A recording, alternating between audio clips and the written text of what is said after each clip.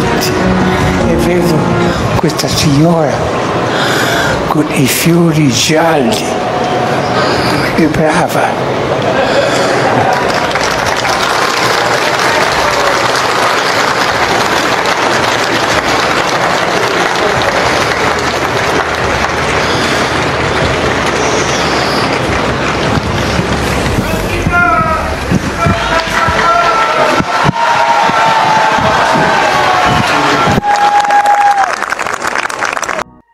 Menya byinshi byimitse urupfu rwa Papa Francis, byinshi byakomeje gutera urujijo ku mupadiri wari ukomeye cyane ku isi ndetse kandi ukunzwe n'abatari bakeya. Muri rusange abantu bose bababaye hirya no hino ku isi, cyane cyane ahanini nk'ibyamamare. Ndagira ngo umenye byinshi cyane kandi umenye icyateye ku rupfu rwa Papa Francis witabye Imana muri iki gitondo cyo kuwa mbere mu rukerera tariki 21 z'ukwa kane 2025. Mwibutsa gukora subscribe kuri Dr Senga TV kugira ngo ujye ubona update z'ibiganiro byacu dora twa uploading. Kora kukazogera kugira ngo ujye uza mu bambere mu bantu babona update z'ibiganiro byacu. Papa Francis yari muntu ki? Ese Papa Francis yarakomeye bingana iki kugiraho abantu benshi cyane batandukanye ku isi, cyane cyane ngira ngo mwayibonye yaba kuri social media za mu gihugu cy'u Rwanda. Ku isi hose abantu bose bababaye, cyane cyane abantu bakuze, abasaza ndetse n'abakecuru basa nkaho biyeguriye Yesu nyir'impuhwe.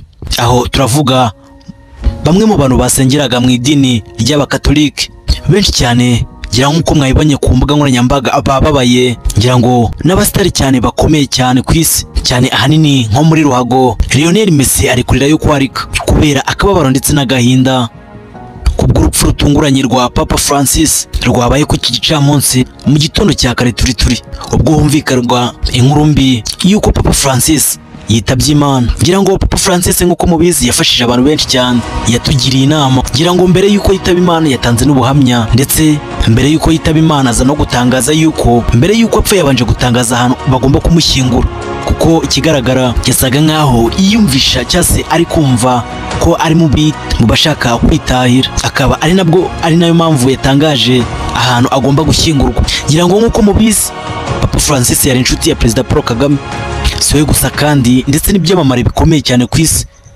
Ngira ngo nk'uko mwayibonye bamwe mu baperezida bo hirya no hino ku isi bakomeje gutangaza ndetse banihanganishiriza umuryango wa Papa Francis, kuko Papa Francis yakoze ibishoboka byose, yaba abantu basengeraga muri Kiliziya Katolika n'abasanzwe, yaba rokore, abadive cyangwa se n'andi madini atandukanye. Benshi cyane bamufata nk'icyitegererezo kuko yarakunze kugaragariza urukundo abantu ndetse anabagira inama, yaba abasitari bakomeye cyane, yaba abaperezida, ndetse turavuga n'abantu muri rusange.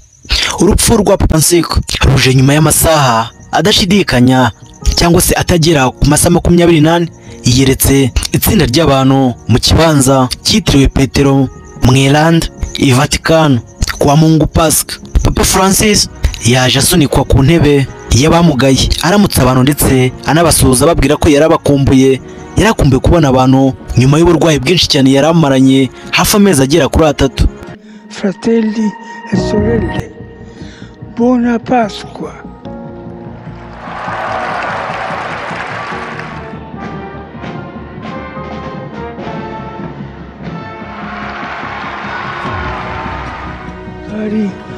Bivugwa ko yari muri koma ari gusuhuza abantu. Papa Francis yari ku baraza rw'abazirika Petero Mweranda abwira itsinda ry'abantu bari banezerewe no kumubona ati, bavandimwe bavukanye Pasika nziza. Papa Francis seko yari mu myaka 70 igihe yatirwa ngo abe papa mu 2013. Icyo gihe yitwa Cardinal Bergoglio wa Argentine. Perezida Emmanuel Macron w'Ubufaransa yabaye mu bategetsi b'isi ba mbere bahaye icyubahiro Papa Francis, aho mwita umuntu wicisha bugufi, uca makeya ndetse uvuga amagambo matoya kandi arimo ubwenge byinshi cyane bitangaje kandi byakomeje kuba uruyobera mu bantu. Urupfu rwa Papa Francis uretse ko ruje inyuma y'umunsi uhambaye cyane ku bakatolike, ikindi kandi rukaba ruje mu mwaka udasanzwe wa yubile, imyaka 25 ishize. Iyi yubile yatenguwe igihe Papa yugururaga urugi rwa Rweranda muri bazilika ya Petero Mweranda ku igenekerezo rya 24 Kigarama 2012 amamiliyoni n'amamiliyoni baragiye Vatican kugira ngo binjire mu muryango kugira ngo basabe imbabazi ku byaha byabo.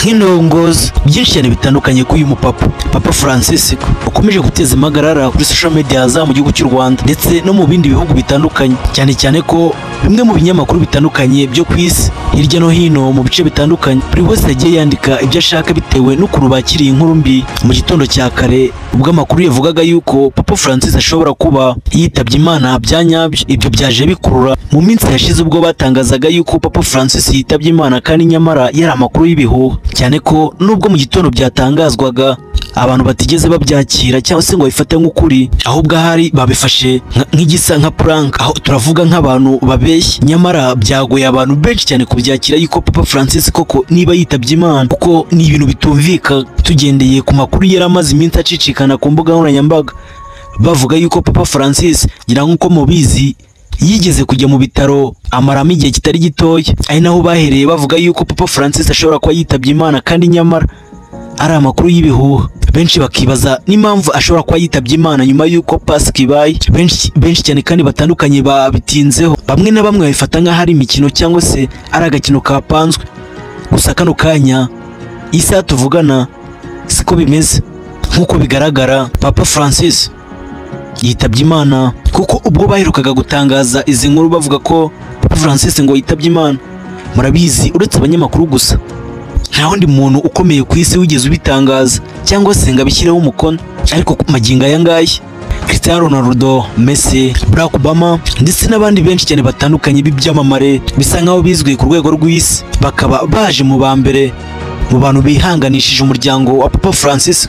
Ngira ngo mu butumwa yashyize hanze, murabizi Papa Francis yasaga nkaho yakundaga icyo bita umupira w'amaguru mu makuru yaherukaga gutangaza, ari nayo mpamvu Cristiano Ronaldo na Messi ubwo bapostingaga ifoto yiwe bamuherekeza amagambo meza bashimangira n'inama yagiye abagira, kandi nyamara kuko barazikurikiza zirabafasha. Papa Francis yavuze yuko mu myaka ya kera yakuze asa nkaho akunda ruhago, yakuze asa nkaho akunda gukina umupira w'amaguru, gusa ngo kubera yuko yakundaga gukinisha imoso gusa ngo nta cyizere na kimwe yabaga yifite yuko azavamo umukinnyi ukomeye cyane wo ku rwego rw'isi, ngo kuko kenshi cyane umuntu wakinishaga imoso mu by'ukuri ngo nta mahirwe yo gukina umupira yabaga yabona mu buzima bwe. Gusa nubwo yatangaje ibi ngibi yavuze ko kandi nubwo yakinishaga umupira urimo ibitambaro uwo dukunze kwita nka karere cyangwa se umupira w'amasashi, yatangaje yuko nubwo atiyumvagamo umuntu uzakinisha amaguru ye akaba yavamo umukinnyi ukomeye cyane wo ku rwego rw'isi nk'uko tubona ba Cristiano Ronaldo ndetse na ba Messi, gusa yumvaga yuko azavamo umunyezamu ukomeye cyane. Ndagira ngo mwumve aya magambo akomeye cyane uyu Papa Francis asize avuze arimo ubwenge no kugira ngo atangaze yuko yumvagamo ko azaba umunyezamu ukomeye cyane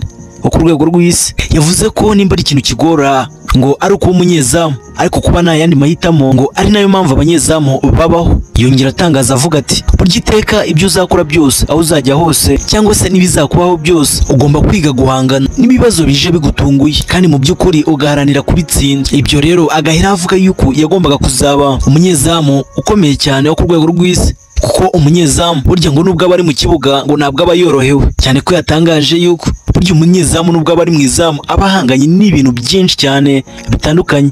Avuga ko umunota ku munota ashobora kuba yajya mu byago cyangwa se agatungukira mu byishimo nk'uko yabitangaje. Aya ni amwe mu magambo Papa Francis yitabye Imana asize atangaje ndetse yigisha abantu benshi cyane batandukanye.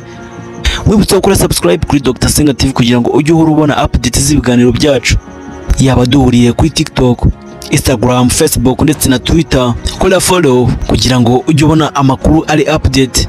I love you my fam.